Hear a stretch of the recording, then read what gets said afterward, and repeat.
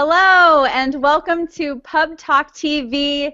It is like a publishing conference panel meets happy hour, and we are so excited to have you here with us tonight.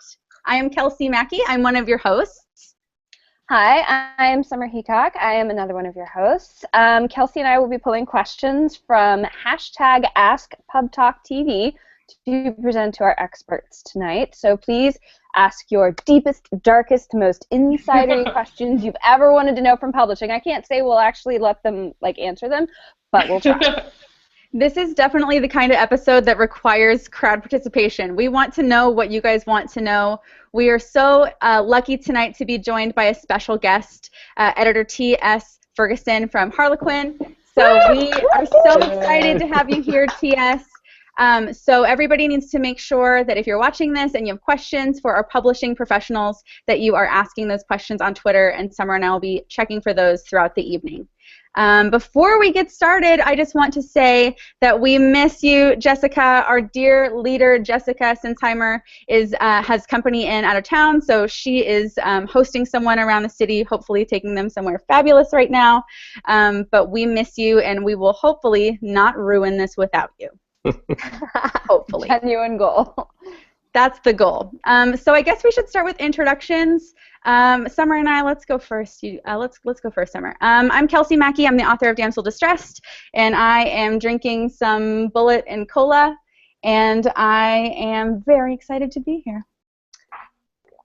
Hi, I am Summer Heacock. I am a writer and otherwise nobody particularly important, and I am drinking water because I'm a super cool person, but I do have puppies. You will see lots of puppies coming and going tonight through the show. This is Pepper. Shall I go? Go for it, Ted. I am Ted Fox. I'm filling in. I'm the senior token male correspondent for PubTalkTV, and I am appearing for the whole episode tonight because Jessica can't be with us. I'm the author of You Know Who's Awesome, Not You, and I am holding the newborn baby right now. So Summer has the doggies, and I have the baby. So hopefully she'll stay quiet if you see me kind of rocking the whole episode, it's because I'm trying to keep her quiet. So if people don't like this episode with puppies and babies, I know, then we can't win. This really is a February sweeps episode. Seriously, we're pulling out all the stops. Okay, and on to our publishing professionals. Monica, take it away.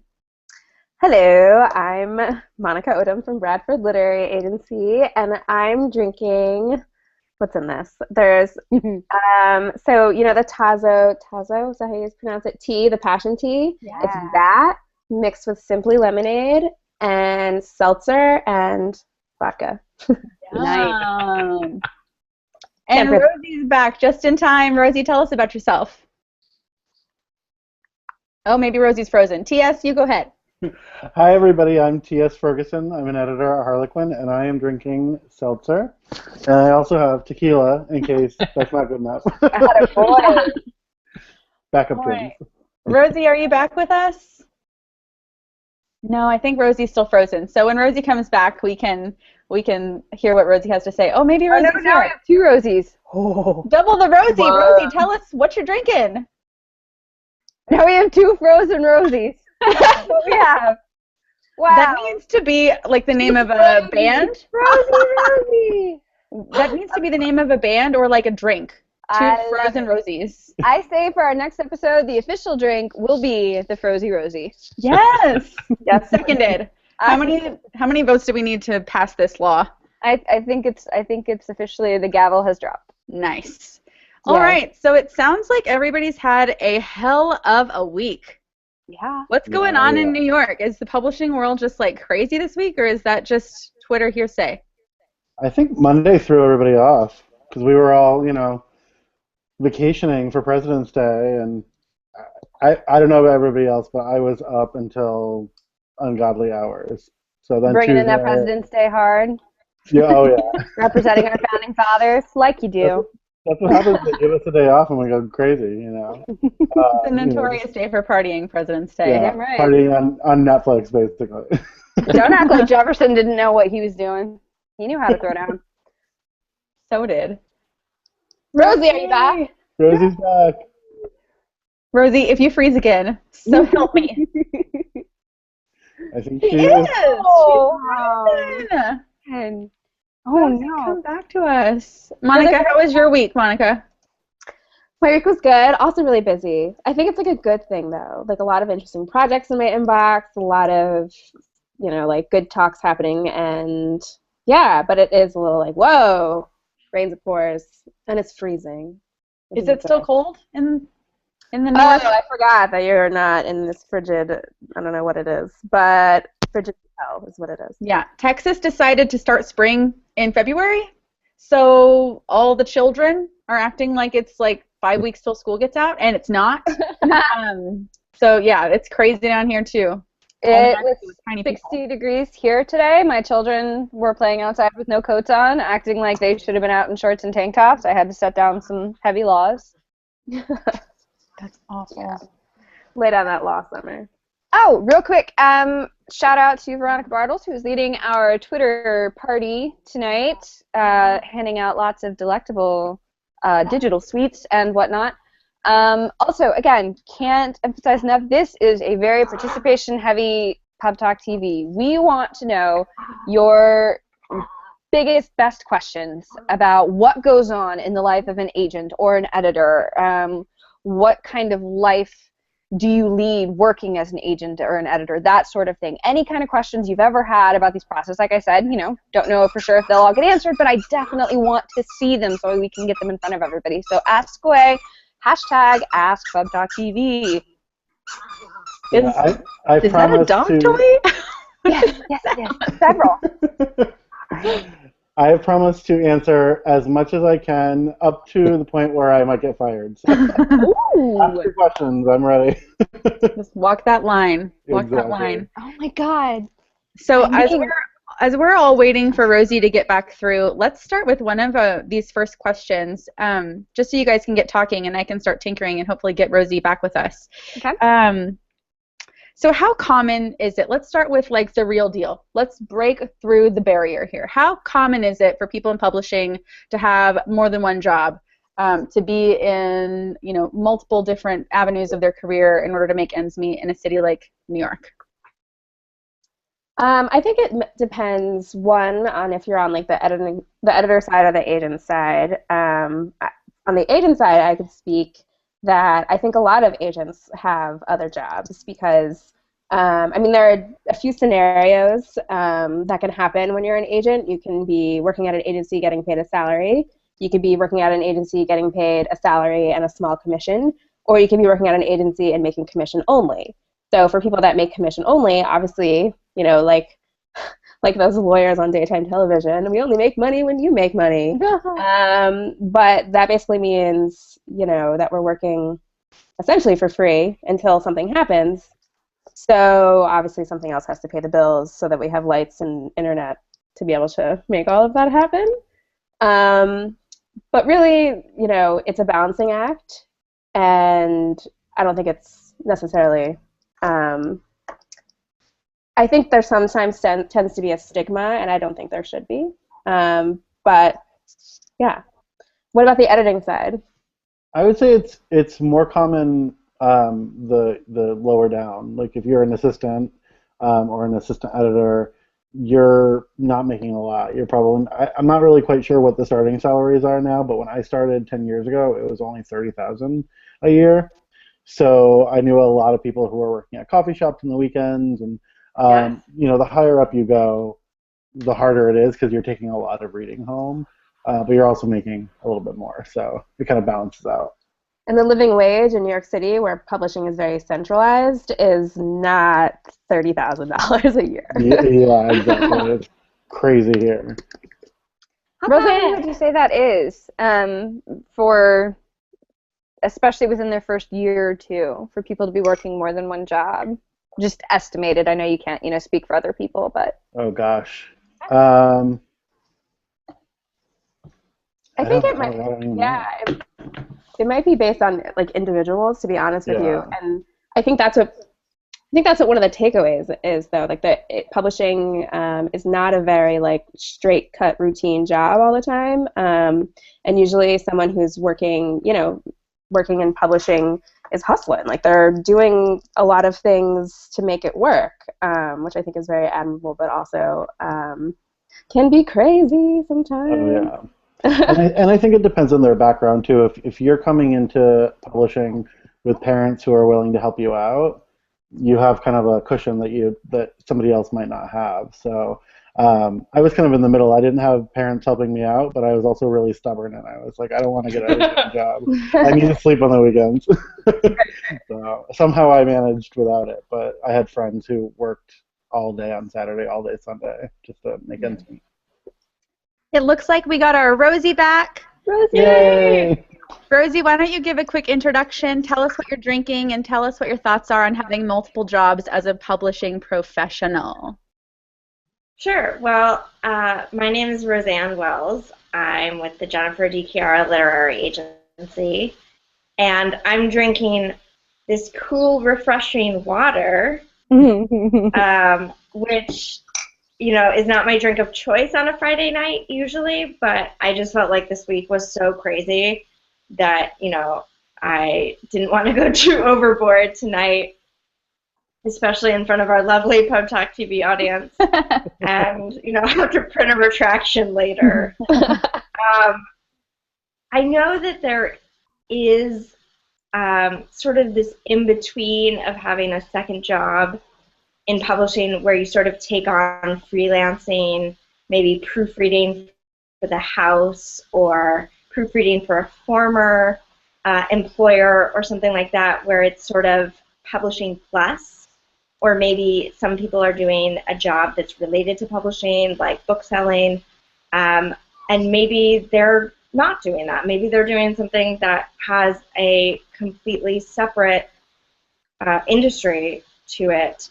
And that's also sort of a struggle for them that they have to balance between the time that they've devoted to publishing. I don't know if TS has talked about yet his schedule of when he reads manuscripts, but it's certainly not during the office hours. And so he has to, you know, especially once you're in editorial and you're starting to acquire, or you're moving up the sales ladder or moving up the marketing ladder, you're getting more and more take-home material, and then you're not getting paid more necessarily. Sometimes you get a very minimal increase, sometimes you get more of an increase, but then if you need that second job to support yourself, then that's cutting into that time as well. So it's sort of a balance, but we also, I'm sure you covered this in my in my freezer absence, but nobody got into publishing to make big bang money and to like roll around in dollars. You know, it's because we love books, and hopefully you enter the industry with your eyes wide open. How competitive is it? Like, how competitive is it? Like, how hard is it really to like get your foot in the door in this particular industry? Oh gosh. Oh, Yeah. Well, I think this is a good time actually to bring up.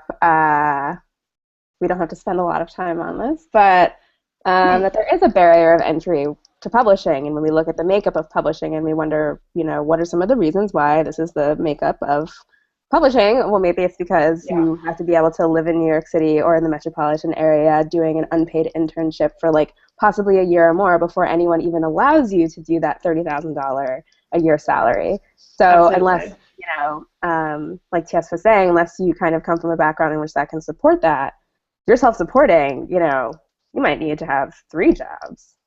Yeah. I will say, you know, I went to grad school to get into publishing. That was my kind of route into publishing. And I took out a lot of student loan debt, and so I'm still paying that off. I'll be paying it off until I die. Same. But, you know, that was my kind of route in. And I still had to do, you know, the internships, get to know people, and, you know, have that personal recommendation. But it is a struggle, and there are those barriers because of the location, because of the, I think, the insular nature of publishing. I think you're absolutely right, Monica. There is a huge barrier in publishing as well as in many industries, but of course we're talking about publishing. My own barrier to entry was that I was trying to look for a job in 2008, which was the worst possible. I mean, if I could have planned a sitcom to like try and get a job in publishing, that's when I would have set it, because people were being let go as I was trying to get a job. And I heard some terrible quote that at the time I was trying to get a job in editorial, for every job opening that was listed, not even every job opening that existed, because that's sort of also a murky gray area about hiring, is that you don't always have to post every job, or you post a job but someone already sort of has the job. But for every post that I responded to, there were 300 applicants. Oh my God. Which sort of, wow. That's, that was my freshman class at Sarah Lawrence. Like everyone trying to compete for the same job. And I'm very lucky that someone sort of mentored me to go in a different direction, because I easily could have gotten frustrated and said, I guess I'm not meant to be in editorial. I guess I won't be in publishing. So I was very fortunate to have a lot of support in that way, but I also know that I'm very privileged and very lucky to have the job that I have and to love the job that I have. Yeah, and I will say there's a lot of people too who, they wanted to be an editor, and they, for me, I got my foot in the door through marketing. I was a marketing assistant for about a year and a half, but that can be hard too. I know a lot of people who went into other departments wanting to be an editor, and then, either got stuck and they still want to be an editor years later, or they realized that they actually love that more and decided to stay. So, it can be a way in to a different area of publishing. It can also be kind of a barrier in and of itself. If you're in, let's say, marketing like I was for years, it's harder to get an editorial job because they want somebody who, will take that 30,000, or I think it's probably closer to 35 now for an editorial assistant. They want somebody who is willing to take that salary as opposed to somebody who's already risen above that salary and it's making more. Right, you're unqualified to be an editorial, but you're overqualified for that position. Yeah. Yeah.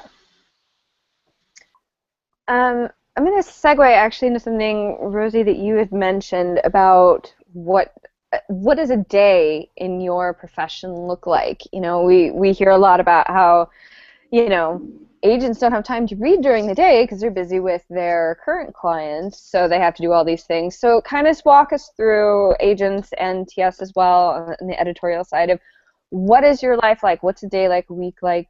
How does your life roll? Yeah, Rosie. Sorry, no, I didn't mean to interrupt. I just wanted to let you guys know that my life rolls really hard. I roll, like 20 people deep all the time, like furs. Can confirm, yes. Yeah. I usually I try and start work at 7, but usually that looks more like 8 or 8:30, just because I am a snooze alarm button-aholic. And I read and edit my client work for a big chunk of the morning, because that sort of helps me get really focused and helps me sort of figure out what I have to do for the day and the week. And then I'm on the phone with editors, following up, making sure that they're reading my manuscripts. I'm talking with my boss, Jennifer, about contracts. I'm calling editors to see if their interests have changed. You have to keep up with, this editor now hates fantasy, whereas they acquired 10 books of fantasy, so they don't have any more on their list, or something like that. And I'm talking with my colleagues over email. I'm very fortunate that I don't have to work in an office. That can also be very difficult because I have easy access to TV and snacks and Facebook, and then I try and like take a walk, clear my head, and then come back in the afternoon and sort of put out any fires that have happened on my walk. And sometimes, of course, I'll go to lunch or coffee with an editor. I'll meet up for networking events to meet new people or to catch up with old friends, and I go to sleep. As I said, I roll really hard. I'm tired just thinking about it. Monica, how about you? So yeah, I also roll pretty hard. I like to call it I hustle hard. I guess is what I do. But I am one of those agents who also has not a day job, but like an side hustle. So I also work in an indie bookstore as a bookseller, which I love in conjunction with what I do in the agenting world. Because I like to read finished books as well as manuscripts, to be honest. What are those? Oh my god. So like I'm coming at you from all angles in the bookish world, okay? Like I spend all my money on books, but I make all my money from books. So Yes. gotta love it. If I could eat books, I would, okay? like book pizza. I mean, you can. It's like imaginably high in fiber, so. Yeah. Like, were you not just earlier today talking about wanting to, like, lick some sentences that you've read? So you're real close. You're real close. Although I can't imagine ebooks would be as filling. Ugh, No. filthy. No. Anyway. It's like filler snacks, like popcorn, where you feel full, but it has no nutritional value. Yeah, it sounds like it could be like a juice fast, like technically you're getting calories, but it's not fun for anybody. Swallow those words. Anyway. That was actually kind of brutal. I didn't mean it that way. P.S.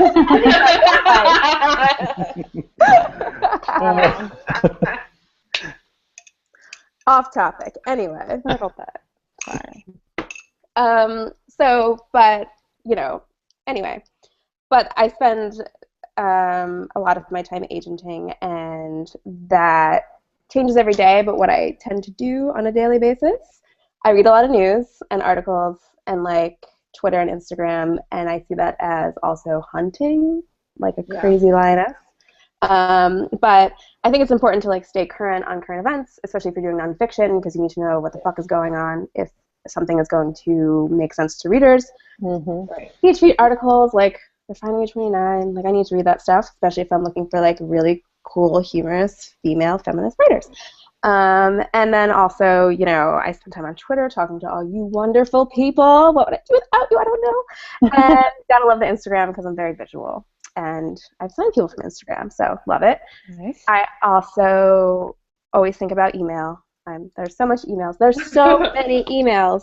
They just never end. But always with the emails. But then, the best thing about publishing, I think, like working in publishing, is like when you get to work on the big tasks and projects that you actually want to do. So actually submitting books, so like trying to sell them to editors, and whether or not it is, like sometimes it's tedious and sometimes it's like stressful, but overall it's very thrilling. It's an awesome process.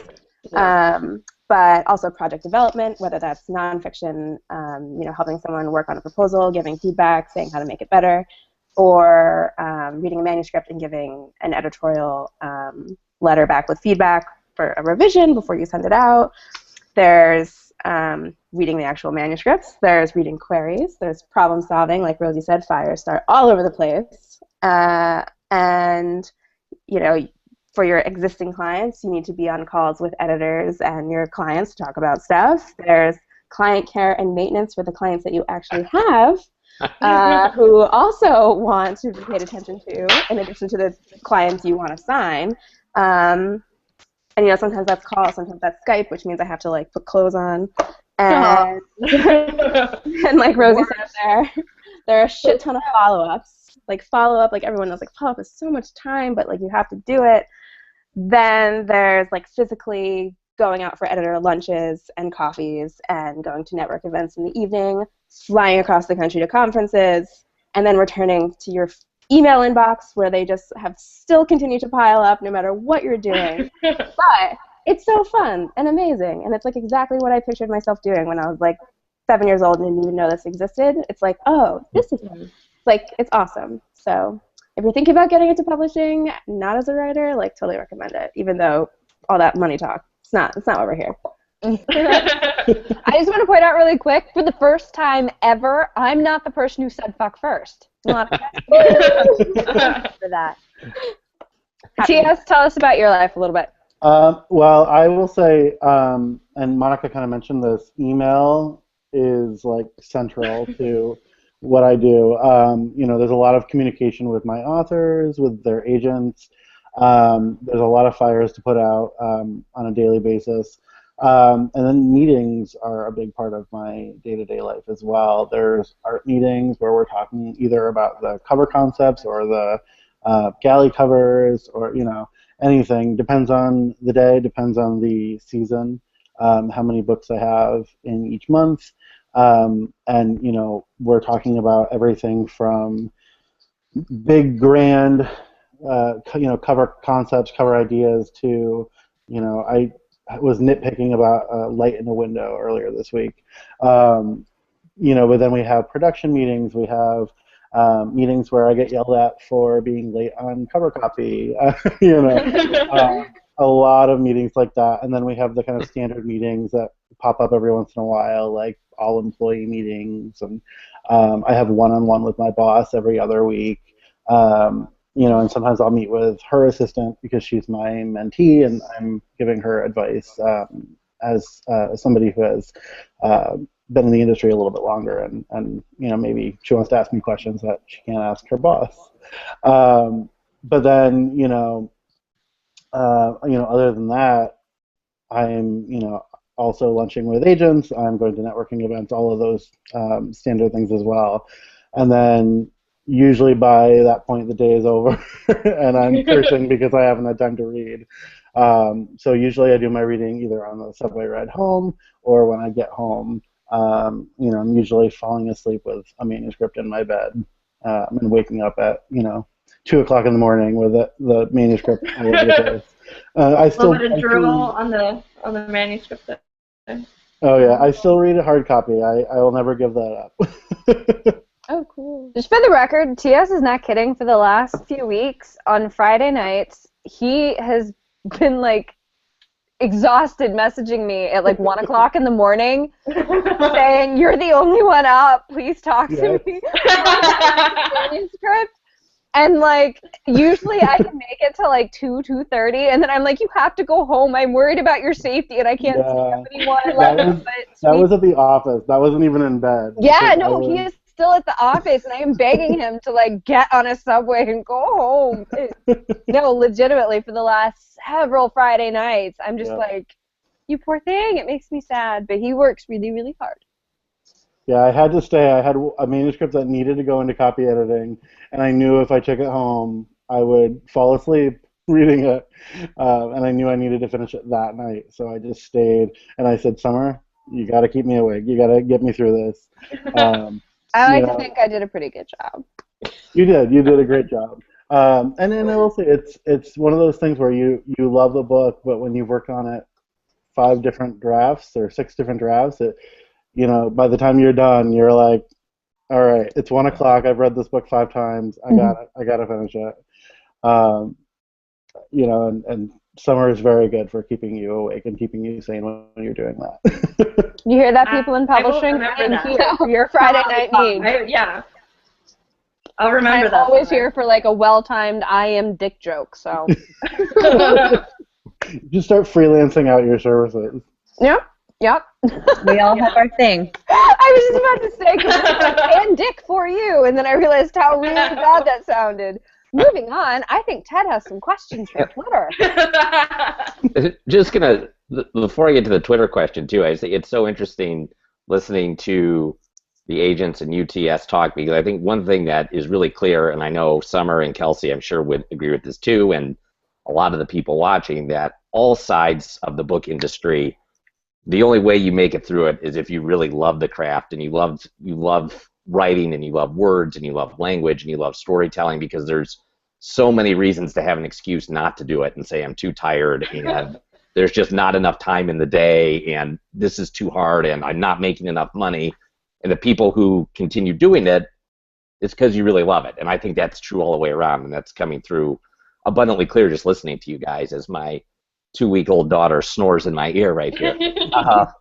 So the question we had from Twitter was Ozma Bryant on Twitter. She asked this using the Ask PubTalkTV hashtag, and she wanted to know, what does it really mean when someone in publishing says a book is a quote-unquote hard sell?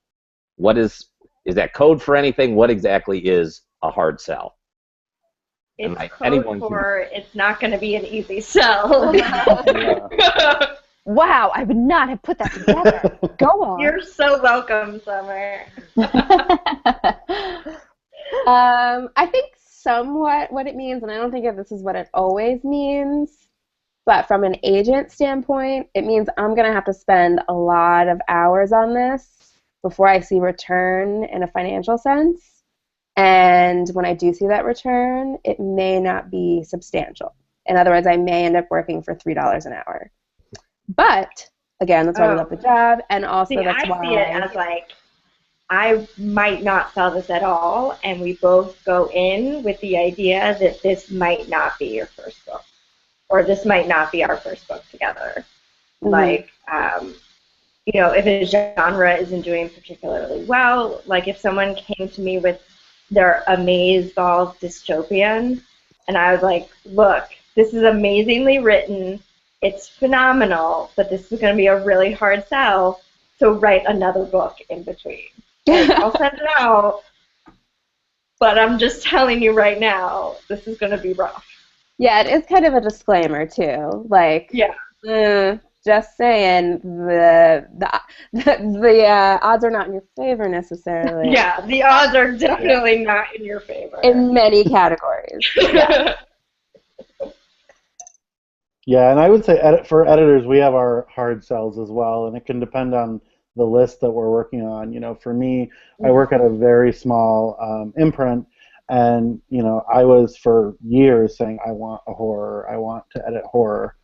And then I found my one horror author who I love, and that was kind of it for a while. And, you know, even now I'm still thinking that might be a hard sell for me because we have kind of our established horror author, and we have a couple other authors who are a little bit darker or edgier.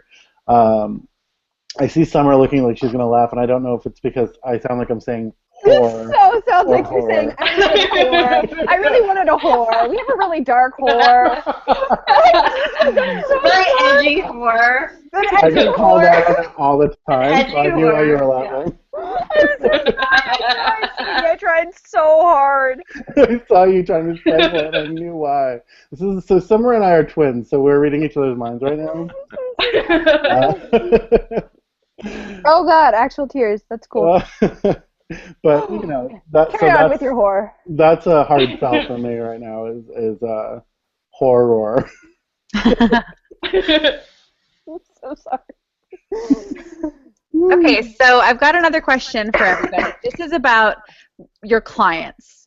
I know that Ted and I are very lucky that we have a wonderful agent who is incredibly friendly and incredibly passionate, and we have a really, you know, natural connection. You know, our agent, Jessica, happens to be a really great people person and has really great relationships with her clients. But how important is it for the click that you have with your agent or with your editor to be a friendship? Is that critical? Is it like a deal breaker? What do you think? Rosie, why don't you start us off? I guess I'm talking a lot because I wasn't on for the first 10 minutes, so if you guys don't want to hear from me, please feel free to let me know.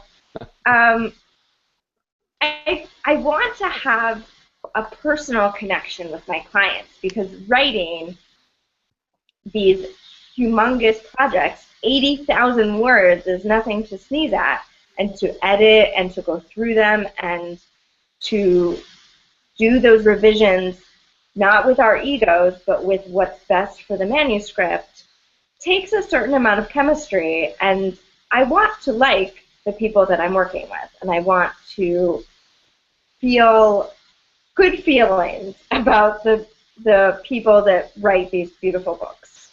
That's not necessarily meaning that I have to be best friends with them, and I do sort of try and keep it professionally friendly, because if something goes bad, then suddenly we're not friends.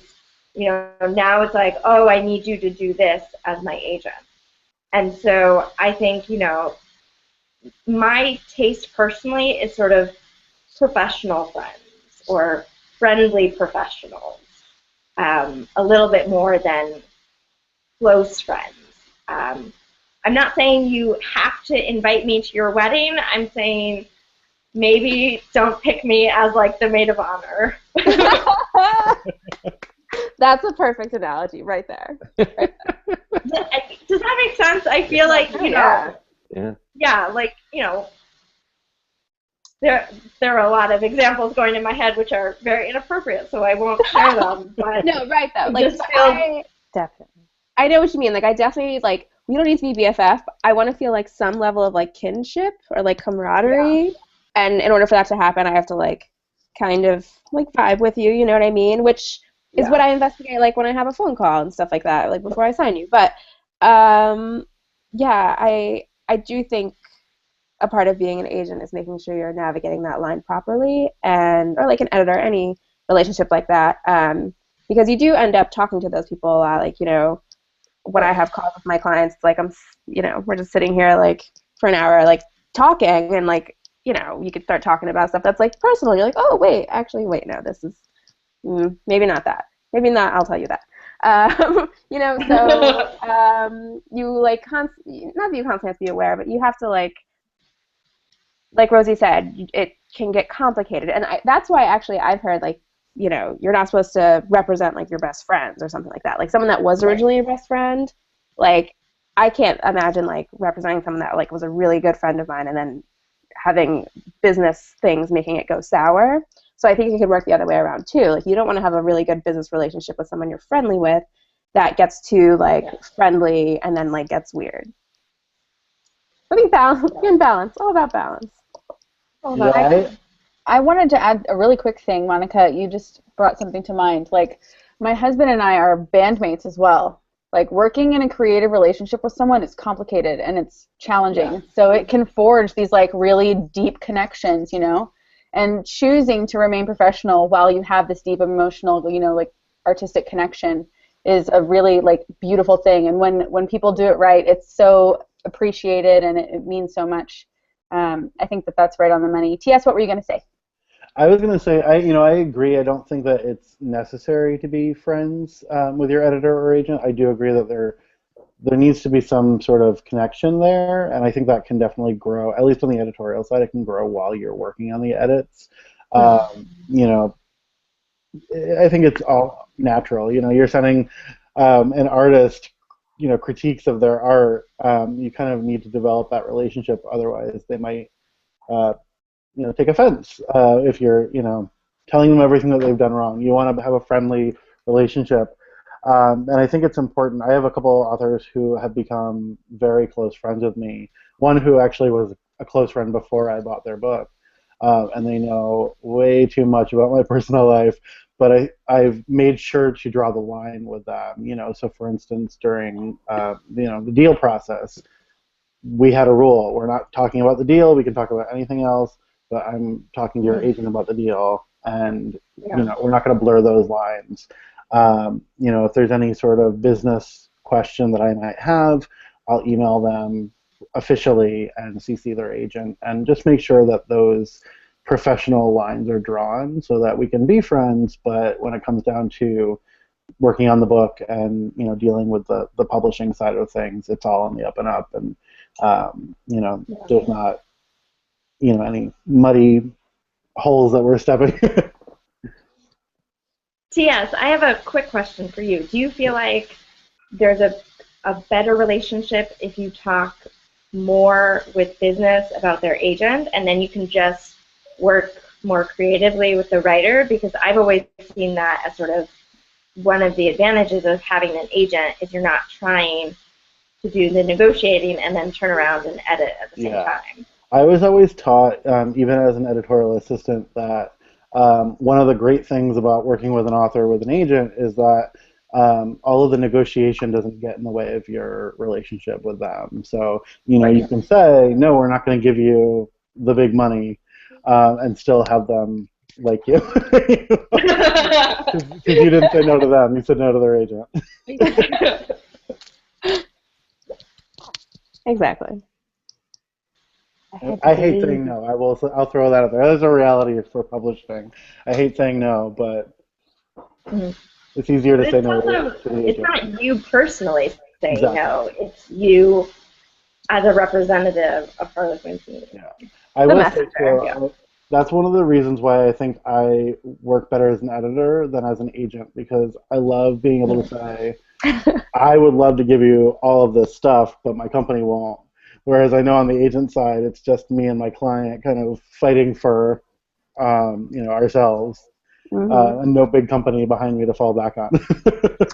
Sure, there's nobody to blame. Like, as an editor, you can be like, I totes tried to buy this, but my company wasn't having it. But for an agent, you're just like, no. Exactly. As an editor, I can say, I would love to give you $100,000 more, but they won't budge. Even if it's not true, you have that there, and nobody would ever know. But agents, I suddenly feel really bad for agents. Y'all are, that's raw.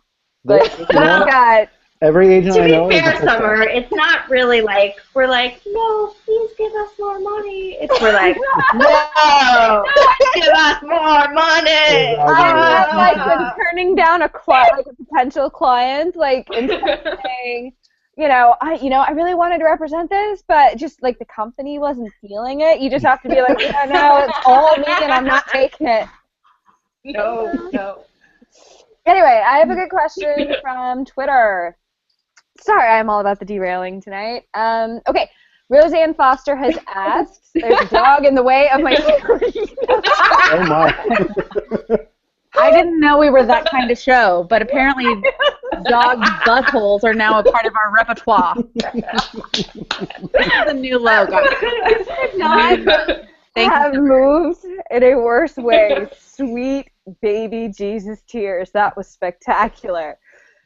Anyway, Roseanne Foster. I have pneumonia. I'm going to cough. I'm scarred. I'm scarred for life. Oh my God. I feel violated. You should. So does Pepper. She just ran from the room. You said something nice about her ass. All of a sudden, your dog is like this, slutty YouTube star. Like, why does it have to be her platform? I think her new name is Paris. Oh my God. Your dog's a real horror. Horror. Oh God, the horror. Everyone's going to be saying it like that forever now. Anyway, Roseanne Foster has a great question. Roseanne, thank you. Would love to know more about how much time/stats of querying. I see a lot of blogs that say it's all done on weekends and evenings. TS, I assume for you that would be like submissions that you've requested on, et cetera, and go. Yes, yeah. I read mostly at night, on the weekends. I've actually started scheduling an hour every day just to try and get through my submission inbox, because it's crazy. I have so much to read, and and agents want answers because they have to answer to their clients, and I actually owe Rosie an answer on something. We want answers. I mean, if you want to go there, we can go there. But reality is publishing. Let's do that. Oh my God. I mean, I'm very scrappy, but I feel like TS could take me in a cage match. But I'm quite large.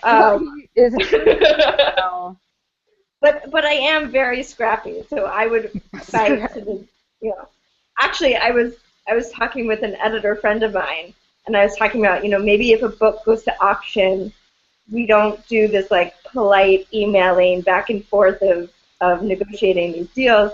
We just have like a cage match and whoever survives gets the book. I love that. I would win every like, time. Yeah, and I'm selling tickets for it, so I'm making money on both ends. That's your side hustle. Which, yeah, that's my side hustle. Damn It's straight. publishing deathmatch. I love the side hustle. Publishing deathmatch. That could be our next show. Right, like celebrity deathmatch with like Yeah, the little clay. That's a very interesting concept. I would Thank watch you. 10 out of 10. I'm writing this down. TM circle on that one. Kelsey is dying of laughter. At the box. Yeah, we broke her. I think it's still the dog butthole, actually. It's just like- Hey, between like horse and dog ass, I'm not really sure. Oh my god. This is what happens when we don't have Jessica, you guys. She's gonna It's really true. spiral down She keeps us together. He really does. Jessica, I'm so sorry. Manuscripts. I read queries and I read manuscripts when I can, like if I'm on the subway or like even I'll read queries while I'm waiting at the doctor's office or waiting for someone to come to lunch. Or Yes. maybe I'm reading them You're right reading now. one right now. No, we don't crotch that much, Roseanne. We know what you're doing. Like texting, Well- like when you look down at your crotch because you're texting, like queries. That's what I meant there. Did that not translate? Wow. No. Wow. Not read it. Wow. See, because you're texting, you have to, whatever, it's cool. It's fine. I read queries in the night and in the day and in the afternoon. Yeah, it just depends when I can find the time. But I also try to And on the weekends. at least spending some increment of time per day reading. Yeah, and I've sort of been doing a little bit of what TS talked about, where like I'm on this really wonderful productivity method called the Pomodoro method. So you do 25 minutes of intense work and then 5 minutes of break. I love it. And so I read a manuscript for 25 minutes, and if I am interested, then I will keep reading past those 25 minutes. And if the manuscript has sort of lost me, then I also have something, to sort of base it on, rather than just sort of scroll through the pages. I'm like, oh, there's words. I passed it. No, that's Too many words. I am stealing this method. That's brilliant. That's Do just it. like Do it. non-arbitrary. Yeah, pages. Words. Pages. Words. Too many words. We love you, writers. Go away. We love you. Yes. Submit to me. I feel so I'll very read it. close I'll to read all it. of you right now. Yeah. Were we ready for another Twitter question? Yes. Sure. Okay.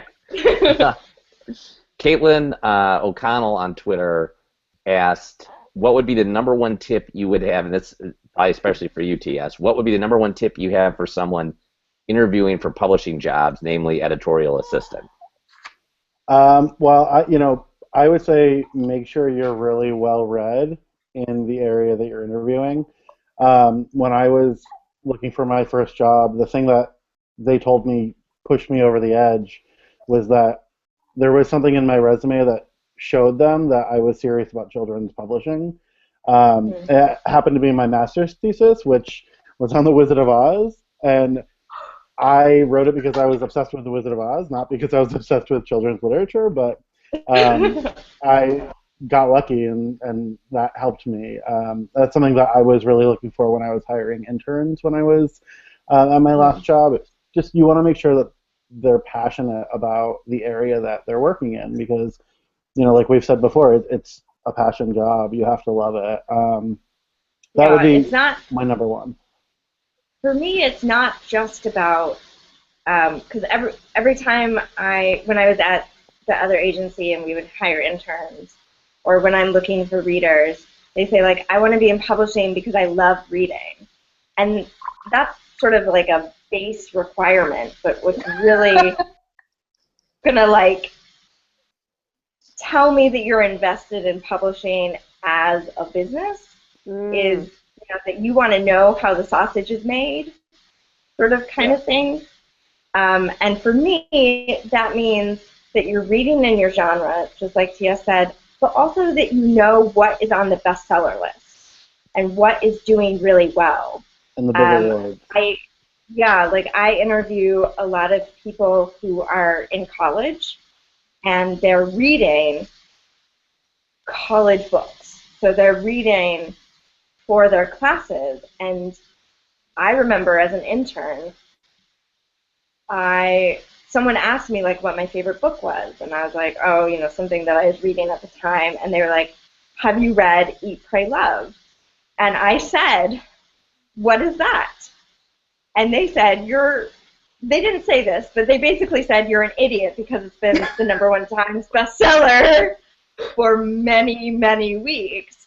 And it showed me that I had a lot to learn about the business of books, not just about the love of reading.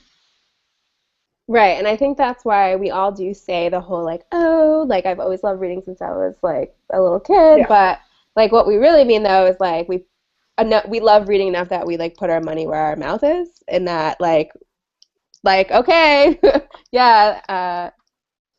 everything. Oh no, I think I killed Kelsey. Was it me? No, it wasn't you. No. No. It was.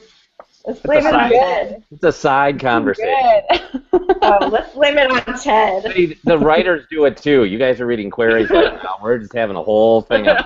I'm just really that into my crotch. Aren't we all? We all are, Summer. We're all greatly invested in your crotch. As everyone should be. Wow, Jessica, we are so sorry.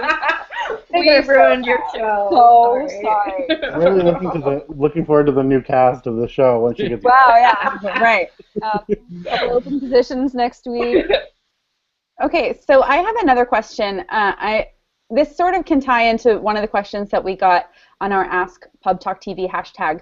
It's also connected to something, Monica, that you brought up in our pre-show emails.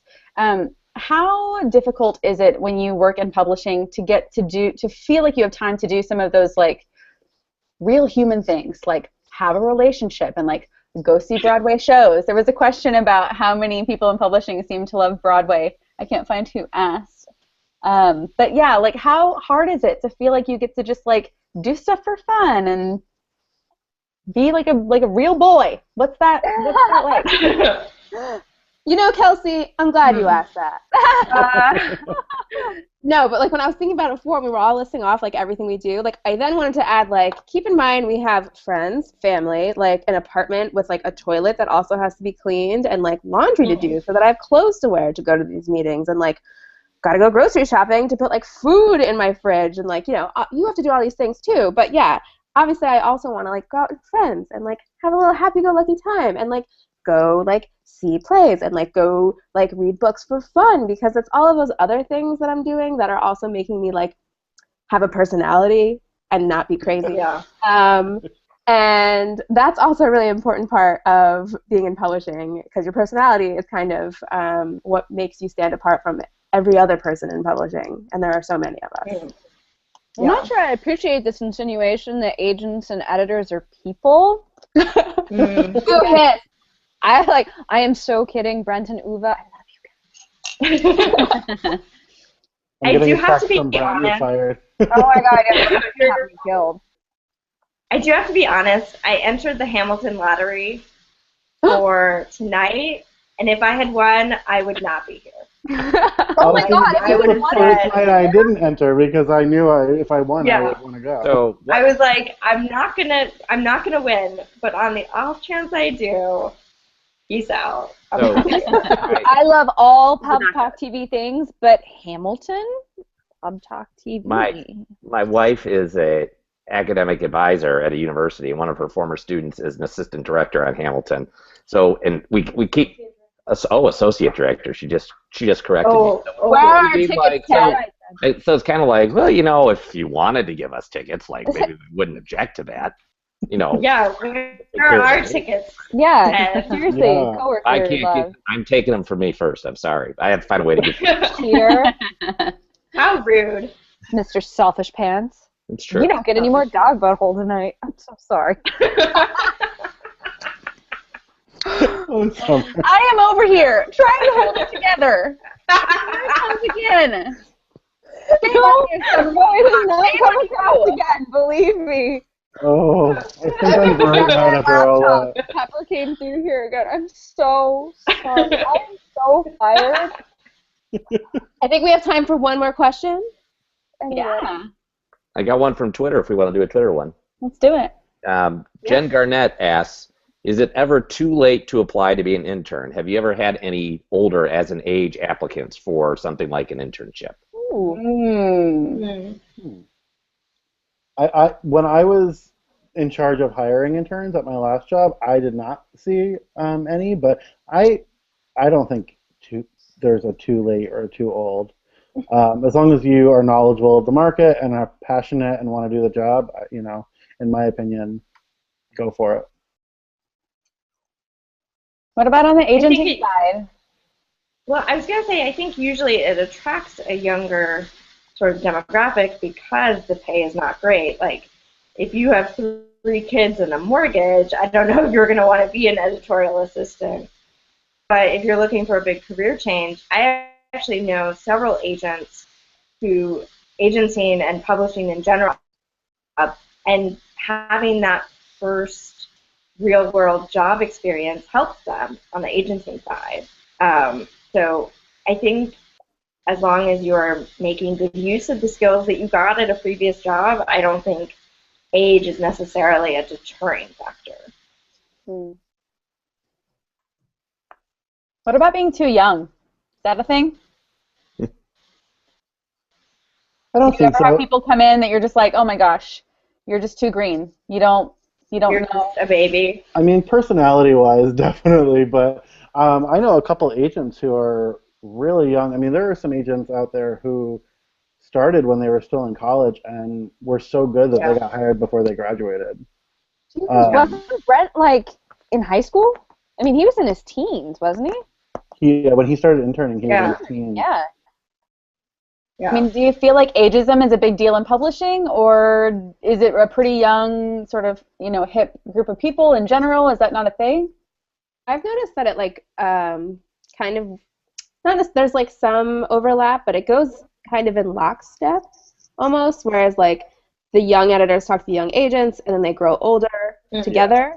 So unless you're able to like break out and like be a young agent who catches the eye of some older editors, or vice versa, you kind of I've experienced in like my 6 or 7 years in publishing so far that you kind of know the same group of people, and like we're all going to the same events, and you come of age together somewhat. Yeah, There is also. Sorry, go ahead. Yeah, I was gonna say it is kind of like almost like dating. Like when you're younger, you date people that are closer to your age. It's kind of creepy if you don't. And then the older you get, if somebody is 20 years older than you, it doesn't matter because you're an adult and they're an adult, and it's kind of the same thing. The higher up you get, the more likely it is you're going to know a larger pool of people.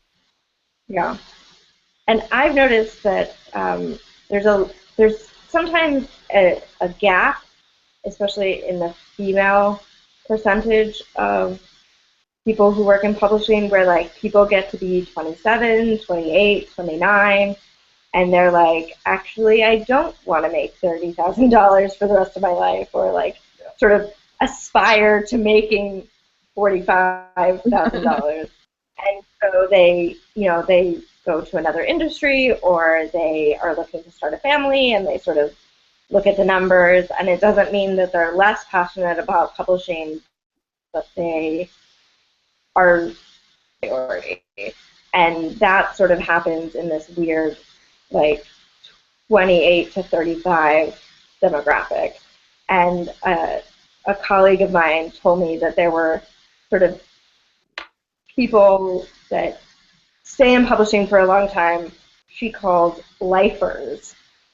So if you're in it, you're a lifer, which sort of has a prison I was just saying, that sounds so optimistic. overtone, but maybe also like prison with advantages. Okay.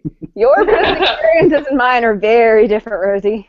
What animal are you holding now, Summer? What is that? It's a cat. It's a cat this time. You cannot see his head. It's a real cat. That's not a cat. That's an electric blanket. It's Tennant. It's gigantic. Oh, and that's Logan. I'm sorry. They blend together. They look like one big cat. It definitely looks like the same cat. It's like Voltron. They just formed into one giant cat. So before this episode is derailed again by animal orifices, I think it's about time to sign off. I am Kelsey on behalf of Monica, Rosie, Summer, TS, Ted, Jessica Sinsheimer, who's not with us tonight, and Veronica, who's helping us out on the Twitter party. We hope that you guys have enjoyed this episode. Please be sure to check us out on iTunes. We have now got a podcast version of this sort of web series thing, and you can also subscribe on YouTube. We would love to have you following us everywhere that we are. Thank you guys so much for watching, and we will see you next time. Bye, everyone. Bye.